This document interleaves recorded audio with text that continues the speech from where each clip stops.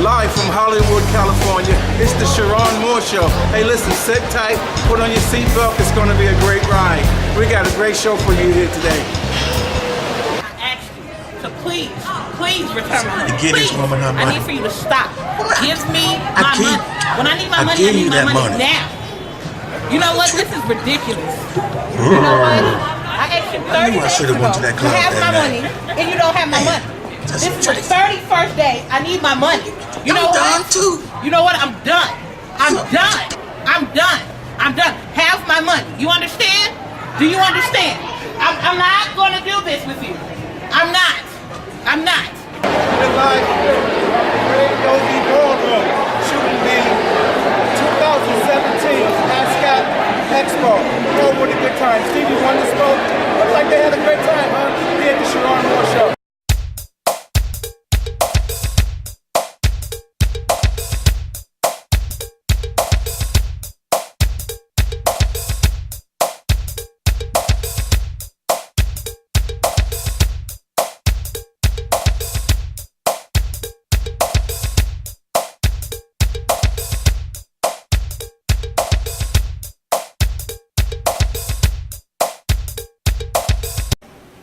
is a song that really talks about how there's a time and place where fear will knock dreams to sleep,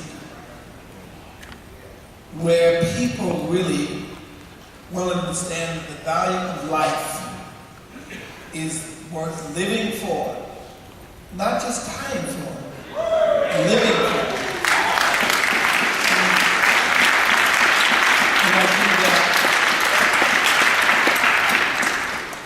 It's okay to love your black friend, your white friend, your brown friend, your, Native American friend, whatever color, because I don't see colors anyway. It's okay when it's convenient to love somebody, but you gotta love them when it's not convenient.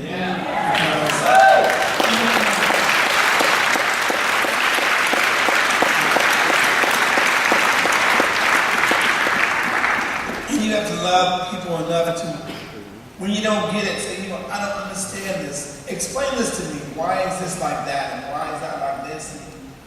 And, break it down. Hello, guys.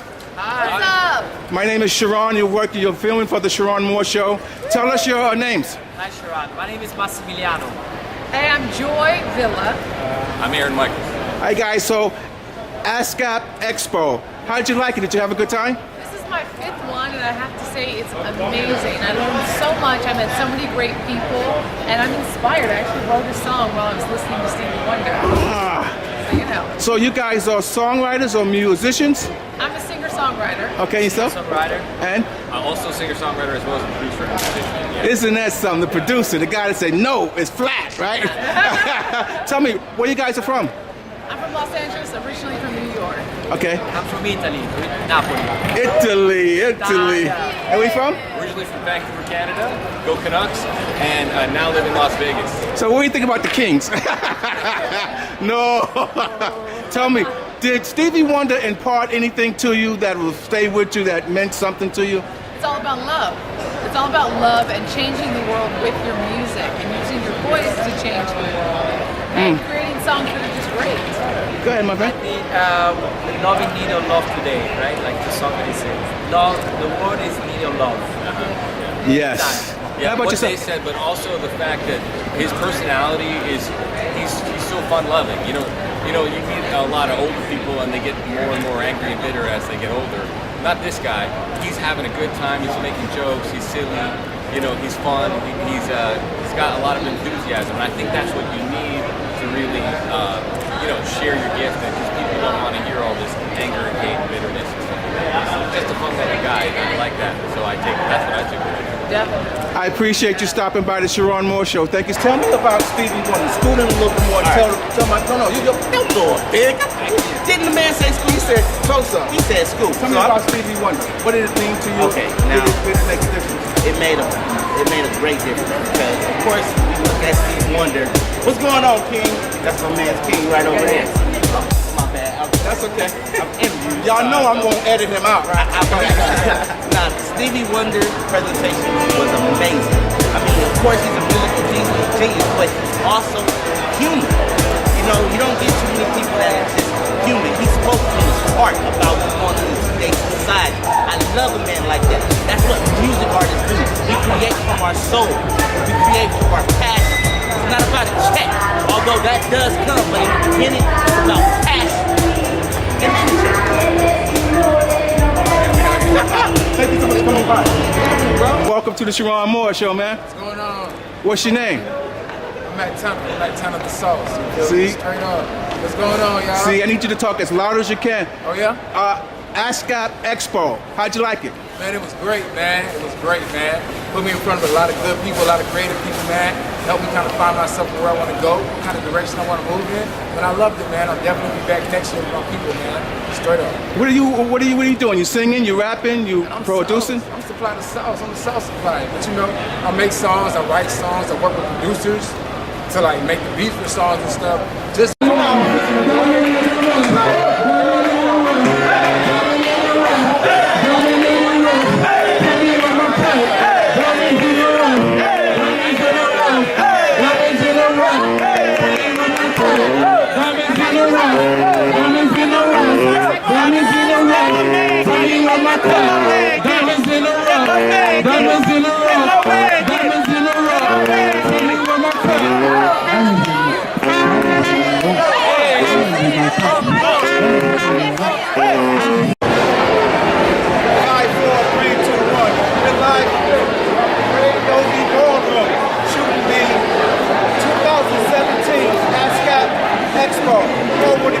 Stevie Wonder spoke. Looks like they had a great time, huh? Here at the Cheron Moore Show. This guy is absolutely awesome. I mean, I've seen him up on Hollywood Boulevard doing impressions of a Globetrotter. Boy, he's good. I truly believe if this guy ever do a tryout for the Harlem Globetrotter, he'd probably get the job. You know, I actually rap with him. We got together, talked with him a little bit. I think he told me he did meet them or something of the such. But he's awesome, isn't he? What do y'all think? My man. Here at the Cheron Moore Show, this is kind of what we are looking for. Unusual talent, just ordinary talent. We love you big stars, but this is the kind of stuff that really touches me. This guy is really good with this basketball here.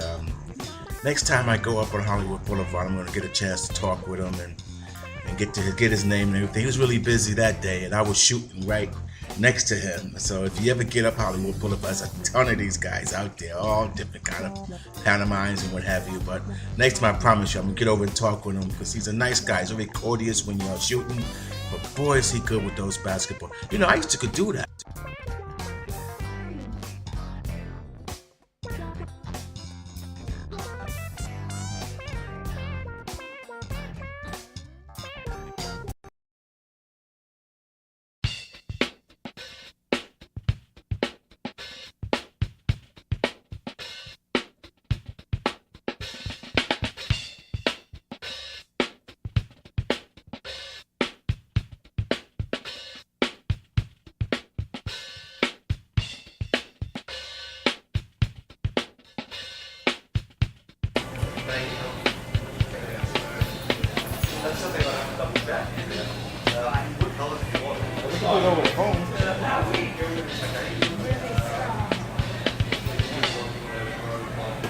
Well, welcome back to the Cheron Moore Show. Today I'm live here at the Harley Davidson motorcycle dealer / service center. This is something I really always wanted to do. Never thought of getting a bike myself, okay? Yeah, I'm scared of those things, man. There's not enough bumpers and not, you know, it's got a great sunroof, but a little bit more bumpers and fenders would do good for me. We'll get a chance to talk to some of the riders. But one of the things I want to talk about is the safety in them. A couple of guys have gone. I've lost a few friends on them.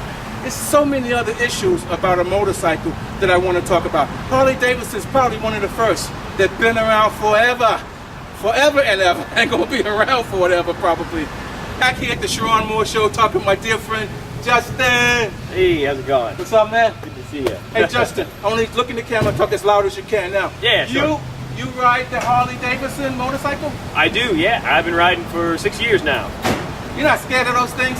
Oh, no, it's the difference between scared and respect. You gotta respect the bike. Ah, that's what I need to know. Tell me about respecting the bike.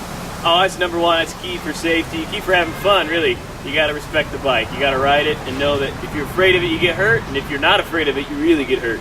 Do you ever think you need a few more bumpers and fenders on that thing? I think they get in the way. It could be good though. But it must be an advantage going through the traffic. Oh, especially definitely. Rush hour. Definitely, you can kind of shuck and jive, and where you have 2 or 3 escape routes in a car or truck, you got 10 of them on a bike. Tell me, how did you start riding, and at what age? I started riding at 17. Dad was always riding bikes until I got to the age where I was ready to, and it was time to step up and do it. Tell me about why Harley?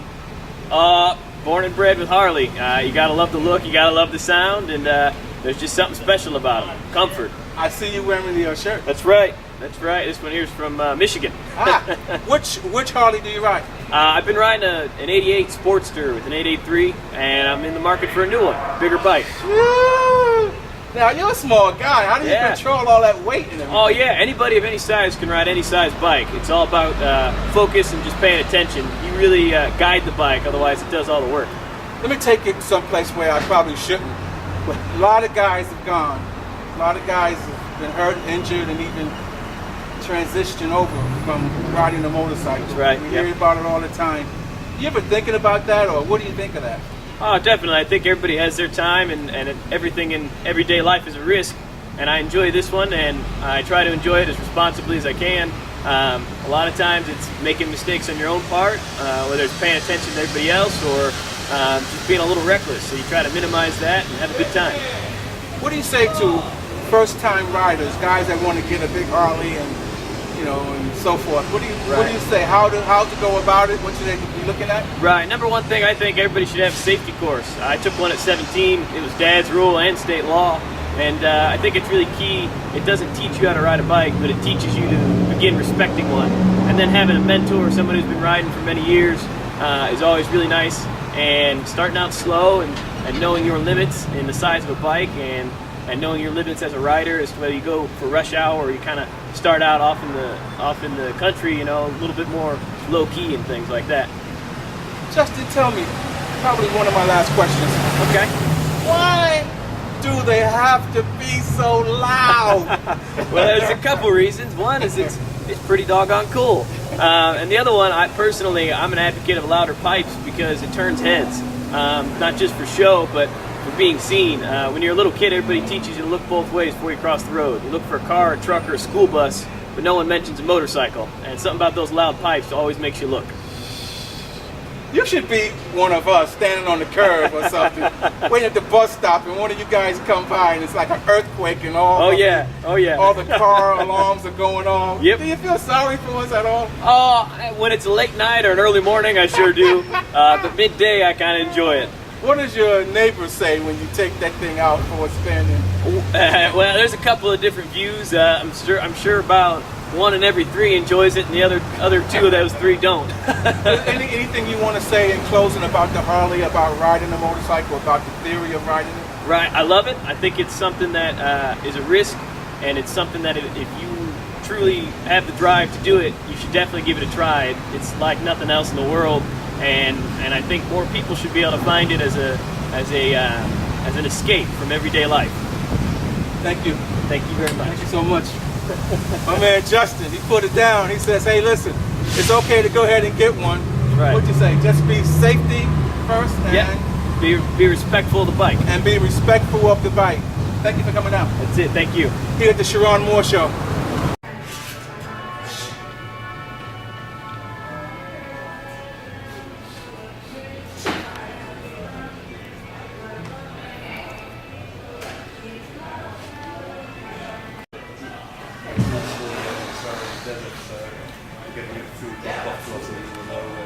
Well, hello, Oliver. Hey, how are you doing? Thank you so much for having us here at the Cheron Moore Show. You bet. Greatly appreciate it. Glad to be here. Thank you. Well, today I've had the honor to speak with Mr. Oliver Shoku, and the owner Oh, let me just say this. If you don't believe God can do the impossible, this is a moment for us at the Cheron Moore Show. Let me say hello, Oliver. Hello, how are you? I'm well, thank you. Thank you so much for this opportunity. You're welcome. You know, Harley has a long history of fine motorcycles. Can you tell me, how did you get started with them? Well, I was always an enthusiast, loved the sound, the look of Harley back as a child, and I went ahead and got a degree in mechanical engineering, and I did that for a while, but I thought it'd be more fun to get involved with Harley Davidson as a dealer. So I became a dealer back in 1976. Wow, isn't that something? How has bikes changed since then? I'm sure it's tremendous. Well, they've changed as much as cars have since 1976. I mean, they're always getting upgraded and improved, and you know, all the differences in styling and so forth. What do comfort. I'm sorry. Yeah, go on. What do you say about safety with motorcycles and the respecting of motorcycles? Well, motorcycles are inherently dangerous. That's probably one of the attractions about them. You know, it's of course, living is dangerous. You know, you can get killed by a bus crossing the street. But of course, motorcycles are obviously more dangerous than automobiles, because you got to have the sense of balance. You're on two wheels, you're not on four wheels, and so you always have to be aware of that. And you got to be trained properly. I recommend everyone to go through the motorcycle safety courses and before starting to ride, and to take all the precautions and all the training they can get.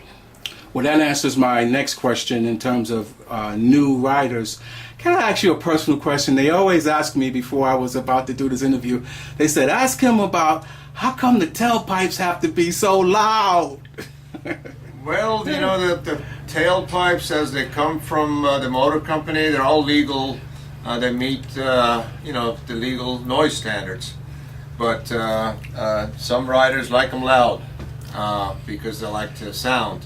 And that's one of the things that's attractive about a Harley, is that sound of a motor, that potato sound that it has, the classic sound of a Harley. So they like that. So they revise their mufflers and render them illegal, but then, you know, it serves their purpose. And then there are those that say, well, save loud pipes save lives. Loud pipes save lives, and by that they mean they can hear you coming. So, so that they hear you coming before they actually see you. So. Yeah.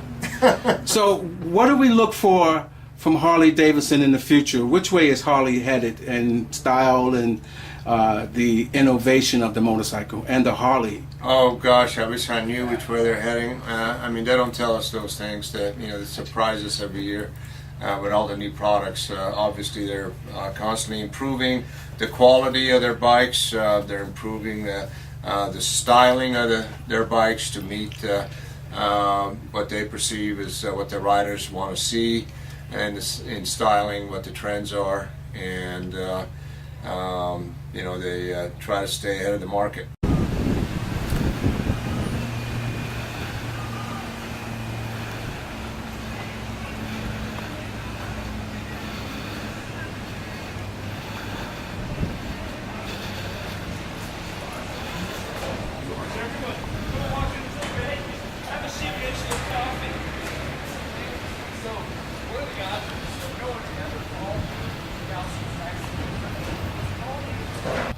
Just want to say thank you so very much for having us here in your fine office here at the Harley Davidson Center in Glendale, California, and we greatly appreciate it. Okay. Thanks, Cheron. Good luck with that. Take care. Thank you. All right. Here at the Cheron Moore Show. Okay. Well, good afternoon and welcome back to the Cheron Moore Show. I'm Cheron, your host, of course. Today we're in Inglewood, California, shooting the Earth Day music concert. Great acts are here today. Later on they have Lenny Williams is coming. You remember him from Tower of Power. Some of the American Idol artists is coming a little bit later on. Just a bit, I want you to get to meet a dear friend of mine. He's a drummer. And as you know, I'm going to be doing a segment on great drummers, here coming up soon. So I want you to stay tuned for that. But this particular gentleman that I got coming up, his name is Len Ritchies. He's played with everybody. I remember him doing Gladys Knight and the Pips back in the day. And Midnight Train to Georgia and those kind of songs. You're gonna enjoy him. Stick and stay. We'll be right back.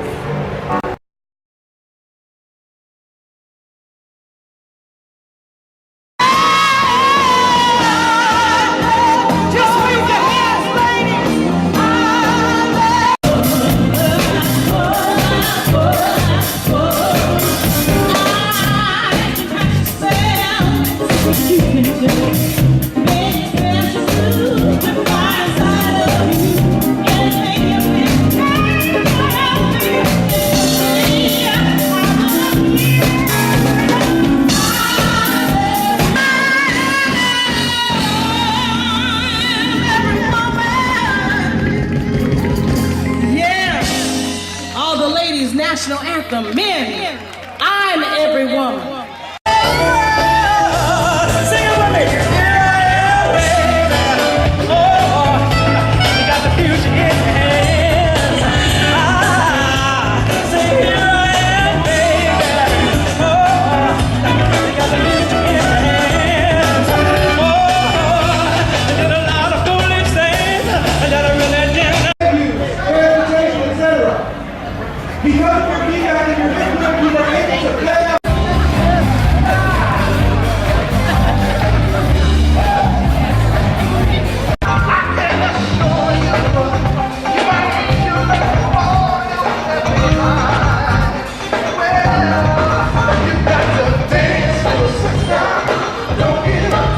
I'm here talking to it. Yeah, come on, you can imagine how excited I am. Len Ritchies, extraordinary, legendary, responsible for a lot of musicians and drummers' career. Len, hello. My brother. Len Ritchies, the drummer, y'all. My little brother. Oh man, you know I gotta tell you something. You wouldn't know this, but you're responsible, giving God the glory, for me coming to LA. Amen. Back in 1989, not to date us, we were at Madison Square Garden. Yes. I don't know if you remember that. I remember. Me, you, Michael White, you and I were backstage. Yeah. And I asked you, I said, man, what's happening in LA? I'm thinking about going. And you said, get on out here. That's it. And that was the turning point. I got here about a year later. I appreciate that. Oh man, I was a little bitty kid. I'm like, and then he's working on backstage at the crew and just hanging out. He said, hey man, I'm working here, I'm trying to buy me a foot pedal. I said, what? A foot pedal? Take this one. Tell me some of the many different groups that you work with.